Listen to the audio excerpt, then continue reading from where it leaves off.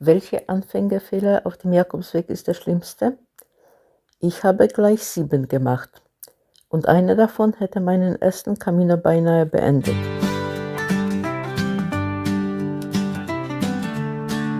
Let me know them again. Just can't wait to walk away again with my backpack. Der erste Fehler, der mir zu meinem ersten Camino einfällt, ist einer, den viele Erstpilger in Diskussionsgruppen unterschätzen: der Mangel an warmer Kleidung. Klingt absurd, oder? Bei meinem ersten Camino war ich im Juli unterwegs, und zwar beginnend auf der Meseta. Wer braucht da schon warme Kleidung? Genau das dachte ich auch. Das Ergebnis: nach weniger als 2 Wochen kämpfte ich mit einer Nasennebenhöhlenentzündung und war in León auf der Suche nach einem Fleece-Pullover. Zum Glück war das Problem relativ einfach zu beheben, also können wir diesen Fehler als relativ harmlos einstufen. 2 von 7 Ausrufezeichen.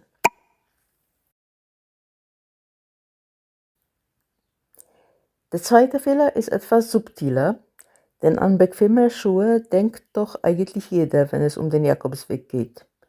Und eigentlich hatte ich auch solche. Ich habe doch alles richtig gemacht. Schuhe am Nachmittag gekauft, wenn die Füße etwas dicker sind als am Morgen. Sie waren auch gut eingelaufen, bevor ich meinen Camino begann.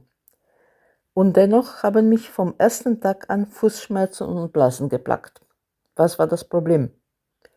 Eines wusste ich damals noch nicht: nach einigen Kilometern mit Rucksack schwellen die Füße wesentlich stärker an als an einem normalen Nachmittag.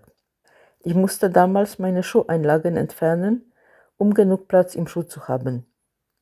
Mittlerweile weiß ich, dass Camino-Schuhe eine halbe bis eine ganze Nummer größer sein müssen als Wanderschuhe, die man im Alltag für kurze Strecken benutzt. Da mich dieser Fehler fast zum Abbruch meines ersten Camino gebracht hätte, 6 von 7 Ausrufezeichen.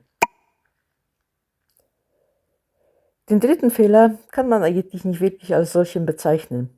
Es ist vielmehr eine Anekdote zum Schmunzeln. Ich lebte damals nämlich noch außerhalb der Eurozone und verdiente umgerechnet 400 Euro im Monat. Aus Kostengründen packte ich also einiges an Trockenfutter sozusagen in meinen Rucksack: Instant-Nudeln, Travel-Lunches zum Aufgießen und ähnliches. Meine Fantasie ging aber noch weiter.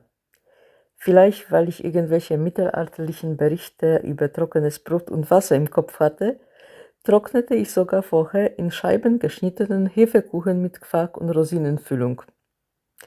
Dieses Gewicht hätte ich mir wirklich sparen können. 1 von 7 Ausrufezeichen. Jetzt kommen wir zu einem Fehler, der an sich vielleicht gar keiner ist, aber vielen Fehlentscheidungen zugrunde lag. Und zwar die Angst davor, den Camino alleine zu gehen. Erst nach 12 Tagen habe ich mich zu der Entscheidung durchgerungen, meine Pilgerfreundin, mit der ich gestartet war, ziehen zu lassen und den Rest alleine in meinem eigenen Tempo zu bewältigen. 4 von 7 Ausrufezeichen.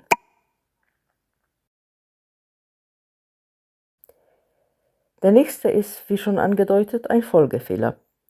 Dass ich lange an der Idee festgehalten habe, zu zweit zu pilgern, führte bei dem Konditionsunterschied zwischen uns ganz logisch zu einer falschen Kräfteeinteilung bei mir.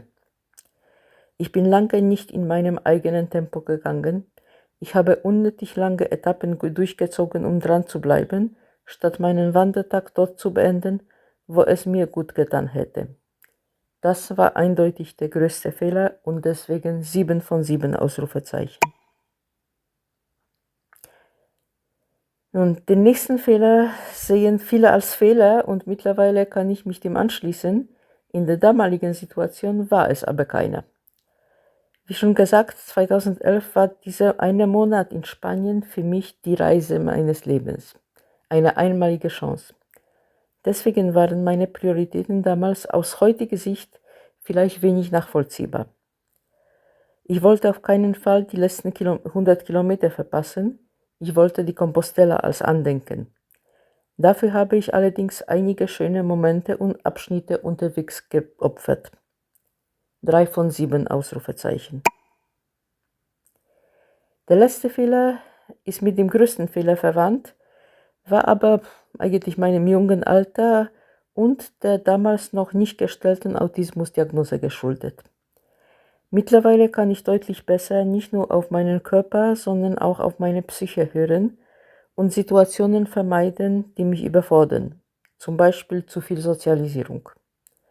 Heute ziehe ich mich ohne schlechtes Gewissen rechtzeitig zurück, muss nicht bei jedem Gemeinschaftsessen dabei sein und gönne mir auch öfters ein Einzelzimmer, wenn es mir zu viel wird. 5 von 7 Ausrufezeichen.